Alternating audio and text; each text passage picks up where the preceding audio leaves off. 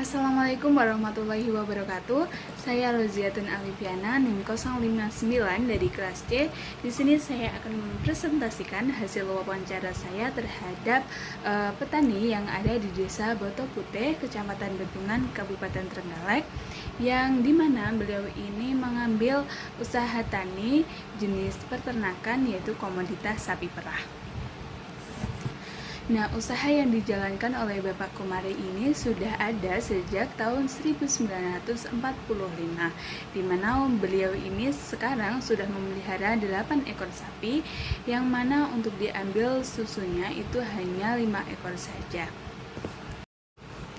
Selama menjalankan usahanya tentunya ada permasalahan-permasalahan yang dihadapi oleh Bapak Komari. Nah, salah satu permasalahan yang mengakibatkan produktivitas sapi perahnya menurun yaitu adalah penyakit mulut dan kuku. Nah, penyakit mulut dan kuku ini tentunya menyerang mulut dan kuku sapi sehingga produktivitas sapi perah tersebut akan menurun dan susu yang dihasilkannya pun akan mengalami sedikit penurunan. Kemudian klasifikasi usaha tani. Nah, usaha tani yang dijalankan oleh Bapak Komari ini merupakan usaha tani individual farm atau perseorangan, di mana beliau ini hanya menjalankan usahanya sendiri dan tidak mengambil tenaga kerja dari luar.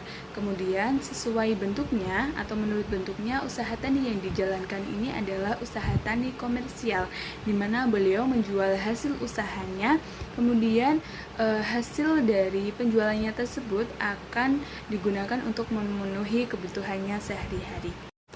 Menurut polanya sendiri, usaha tani yang dijalankan adalah usaha tani khusus, yang mana beliau ini hanya terfokus pada peternakan sapi dan tidak diselingi pertanian-pertanian lainnya, sehingga menurut Bapak Komari sendiri pertanian sapi perahnya nanti ini bisa lebih maksimal.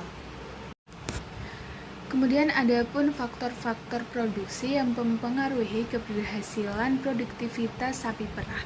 Nah, faktor yang pertama adalah faktor alam, di mana cuaca atau kondisi alam yang dibutuhkan oleh sapi perah adalah kondisi lingkungan yang memiliki curah hujan yang cukup tinggi, karena faktor kemarau atau musim panas yang terlalu panjang itu mempengaruhi sapi perah tidak nafsu makan dan mempengaruhi hasil susu sapi yang kurang maksimal.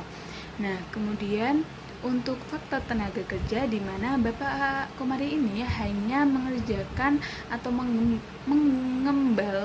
mengembala sapi perahnya itu sendiri. Jadi beliau ini tidak mengambil tenaga kerja dari luar.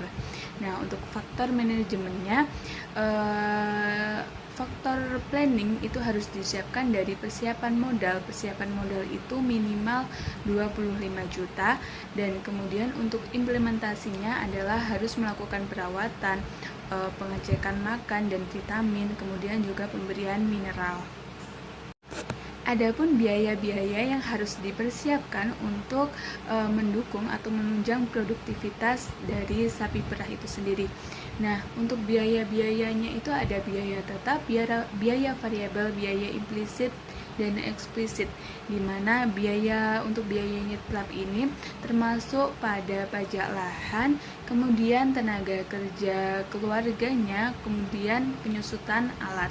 Nah, di sini dari usahanya Bapak Komari ini diperoleh total 910.000 untuk biaya tetapnya.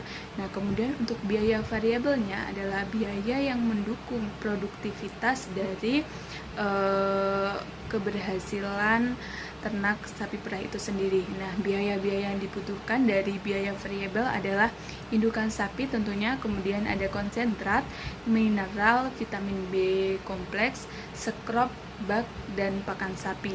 Nah, untuk total dari keseluruhan biaya variabel yang diperoleh adalah 89.767.000, karena yang menjadi faktor mahal itu adalah jika seorang usaha sapi perah itu memulai dari awal. Nah, di sini kan bapaknya itu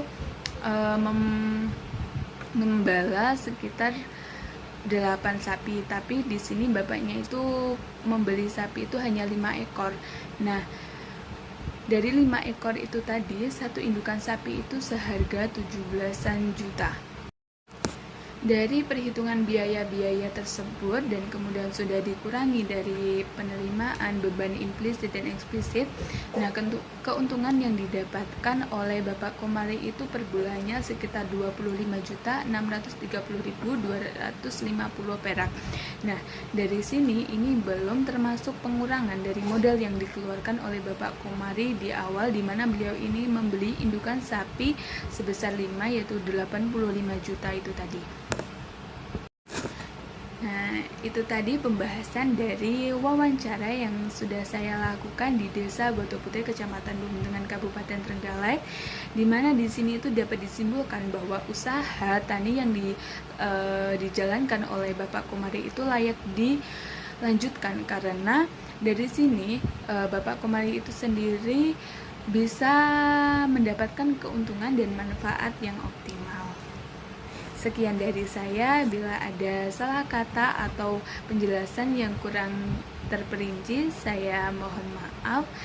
Saya akhiri, wassalamualaikum warahmatullahi wabarakatuh.